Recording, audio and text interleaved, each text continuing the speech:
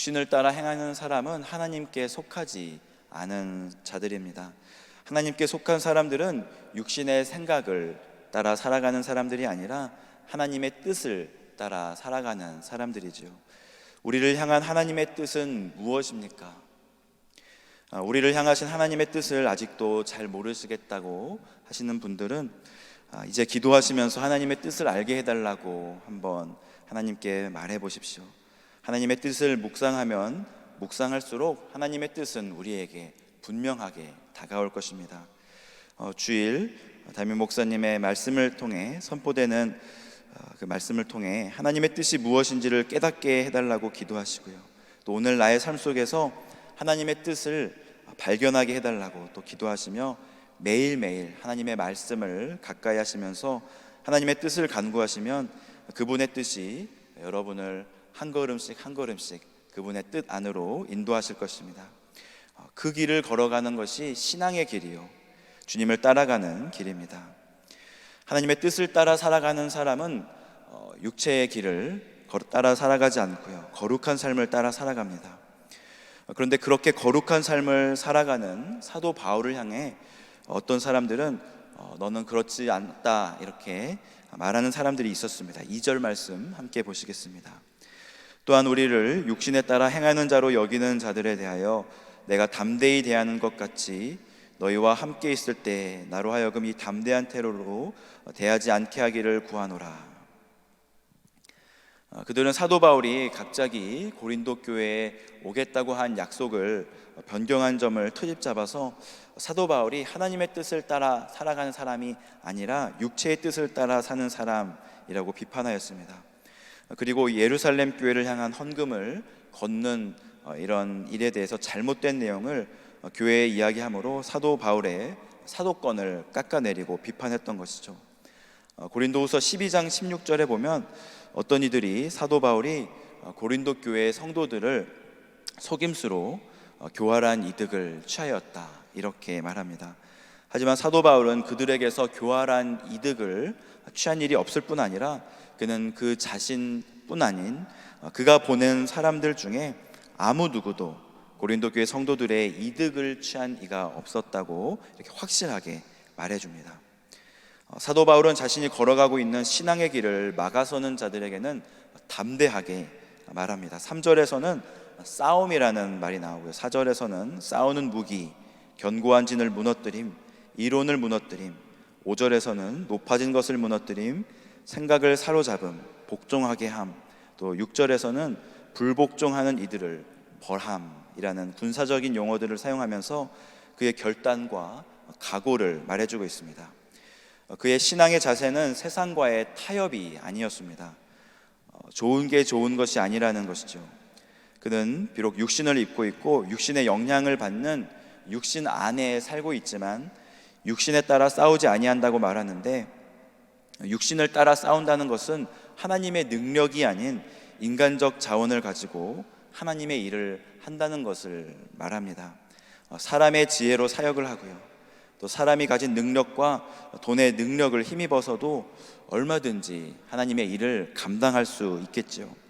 하지만 사도 바울은 자신은 육신을 따라 싸우지 아니한다고 이렇게 못 박습니다. 그러면서 자기가 가진 무기가 있는데 그것은 돈도 아니고 지식도 아니고 철학도 아니고 말의 유창함도 논리도 아니라 오직 무엇이라 말합니까? 4절과 5절 말씀 함께 보겠습니다. 우리의 싸우는 무기는 육신에 속한 것이 아니요 오직 어떤 견고한 진도 무너뜨리는 하나님의 능력이라.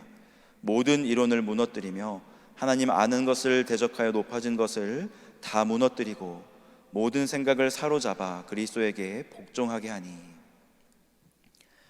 사도 바울이 가진 무기는 하나님의 능력이었습니다.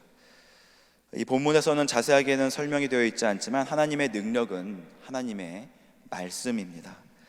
그분의 말씀이 능력이 되는 것이죠. 조금 더 구체적으로 말하면 주님이 우리에게 주신 복음이 능력이 되는 것입니다. 로마서 1장 16절 말씀에 보면 내가 복음을 부끄러워하지 아니하노니 이 복음은 모든 믿는 자에게 구원을 주시는 하나님의 능력이 됨이라. 먼저는 유다인에게요 그리고 헬라인에게로다. 사도 바울이 유일하게 자랑하고 유일하게 무기 삼았던 이 하나님의 능력을 우리도 소유하시기를 주님의 이름으로 축복합니다. 그런데 이 무기의 특징이 있습니다. 이 무기는 다른 사람을 망하게 하는 것이 아니라 무너뜨리기는 무너뜨리는데 그 무너뜨리는 목적이 다른 사람을 죽이는 데 있는 것이 아니라 사람을 살리는 데 있고 모든 생각을 사로잡아 그리스도에게 복종하게 하는 것입니다. 이 능력을 어떤 사람들은 영권이라고 부르기도 하고요.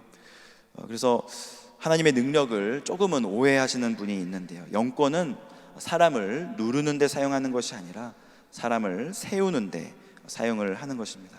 사도 바울에게는 영권이 있었고요. 그 영권을 가지고 고린도 교회 성도들에게 담대하게 말합니다. 8절 말씀 함께 보겠습니다. 주께서 주신 권세는 너희를 무너뜨리려고 하신 것이 아니요 세우려고 하신 것이니 내가 이에 대하여 지나치게 자랑하여도 부끄럽지 아니하리라. 사도 바울은 복음을 부끄럽게 생각하지 않았습니다. 복음에 관해서는 주님의 십자가에 대해서는 그는 그 십자가를 자랑하는 것을 부끄럽게 여기지 않았던 것이죠. 오히려 그는 주 예수의 복음만을 그의 유일한 자랑으로 여겼습니다. 육체를 따라 싸우는 것을 자랑 삼지 않고 하나님의 능력을 따라 싸우는 것을 자랑하였습니다. 그리고 그것은 그의 권세가 되었습니다. 예수님의 권세가 그의 권세가 된 것이죠. 그런데 이 권세는 사도 바울에게만 주어진 특별한 권세는 아니었습니다. 주님은 예수 그리스도를 믿는 누구에게나 이러한 권세가 있다고 말씀하십니다. 마가복음 16장 17절 18절 말씀해 보면 믿는 자들에게는 이런 표적이 따르리니 곧 그들이 내 이름으로 귀신을 쫓아내며 새 방언을 말하며 뱀을 집어 올리며 무슨 독을 마실지라도 해를 받지 아니하며 병든 사람에게 손을 얹은즉 나으리라 하시더라. 주님의 이름을 믿는 자들에게 주시는 권세입니다. 사도 바울도 이런 권세, 복음의 능력이 자기에게만 있다고 말하지는 않았습니다. 오늘 본문 7절 말씀 함께 보겠습니다. 너희는 외모만 보는도다. 만일 사람이 자기가 그리스도에게 속한 줄을 믿을진데 자기가 그리스도에게 속한 것 같이 우리도 그러한 줄을 자기 속으로 다시 생각할 것이라.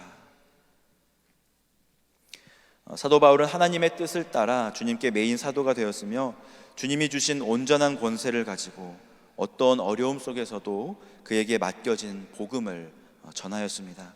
그것은 그의 능력이 되었고 견고한 사람들의 진을 무너뜨리는 무기가 되었죠. 사도 바울은 이 말씀을 고린도 교회 성도들에게 전하면서 만약 너희들이 주님을 믿는 사람이라면, 주님께 속한 사람들이라면 너희들이 주님께 속한 것 같이 우리도 주님께 속한 줄을 보라고 말씀하는 것이죠. 7절 말씀에 나오는 너희가 외모만 보는도다 라는 구절에 나오는 보다라는 동사 블레페테는 바울 서신의 거의 대부분에서 항상 명령법으로 사용된 동사였습니다. 그래서 이 말씀을 너무도 뚜렷한 것을 보라 라고 번역을 해도 무리가 없는 것이죠.